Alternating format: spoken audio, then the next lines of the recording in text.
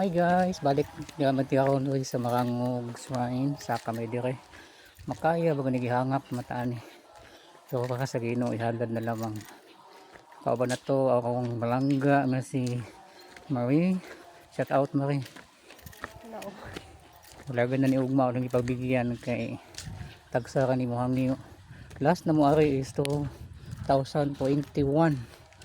Mag January masiguro to. January 2021 may last na mo aray, so di ba nakausaban rin dapita pagari na so, nindot na dari mo to si kauban si Sir Erwin, kauban sa iyong palalabs, so kami na po dire balik last 2021 nabalik pidong dapita is karon adlaw March 12 2024. So di patungod ni May ni Almari nga mulaga na ugmas Manila di ni maare pagbigyan kay higo po bisita daring kapita sa Mama Mary Shrine sa Marangog Shrine doy sa Hilongos, Leyte. So mani akong kauban, gwapang cute buyag, mani akong BFF forever.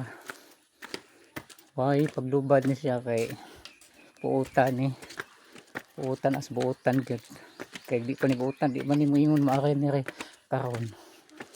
So bisita ni talaga kakamakayo ba ni ato kapag babaw,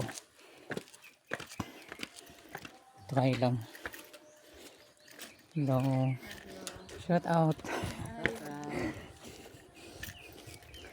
So during gapita maghangak-hangak na gyud. Naghangak na day. Sige lang.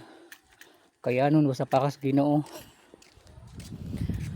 So, purpose na mo dere is pagampo ni para sa tanan. Naong katulong mga nagpaampo, katulong pa-prayer request. Amo nag-appeal dere tanan ha, wa nagipili.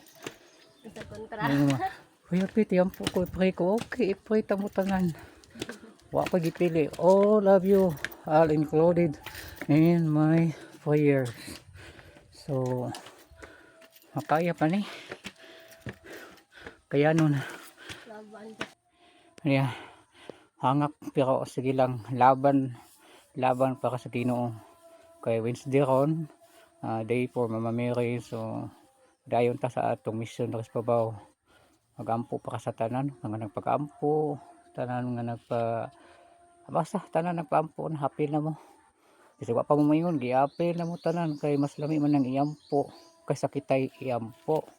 Kay more blessings ta kun kita magampo para ninyo. Okay, so iyampo pug ko. Ana, ampo ko ninyo. Ampo pug ko ninyo. Ganarn. Dayon day. Kaya pa? Kaya pa ni Sir Erwin laban.